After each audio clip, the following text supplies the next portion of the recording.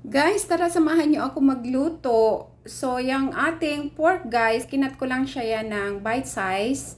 Tapos minarinate ko siya guys sa salt and pepper, isang itlog, pinaghalong cornstarch at saka flour. Tapos minarinate ko yan siya guys ng mga 30 minutes. Or kung gusto nyo, 1 hour para mas mag yung ano niya, yung lasa. Manuot sa meat. Tapos, ayan, ipinirito ko lang. Yan. Prito natin lahat ng pork. Yan. Pag golden brown na, tanggalin nyo na syempre.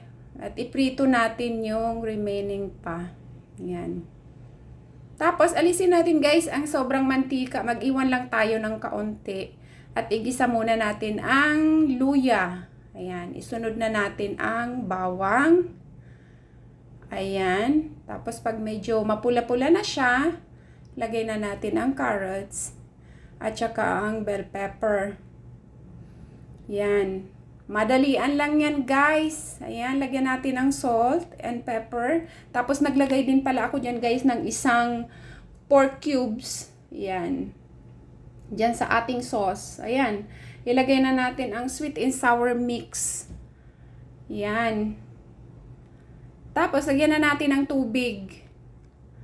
Yan. Tapos, pakuluin lang natin, guys. Yan. Diyan ako sa part na yan, naglagay pala, guys, ng pork cubes. Huwag niyong kalimutan maglagay ng kung anong favorite niyong seasoning para masarap ang ating sauce. So, tinikman ko kulang ng alat, kaya nagdagdag pa ako ng salt. Yan. I-simmer lang natin. Tapos, ilagay na natin ang pinirito nating pork. Ayan. Tapos, lagay na natin yung malalaking cut ng sibuyas. Yan. Ang sarap niyan, guys. Yan. Nakakapagpasarap talaga yung pag maraming sibuyas.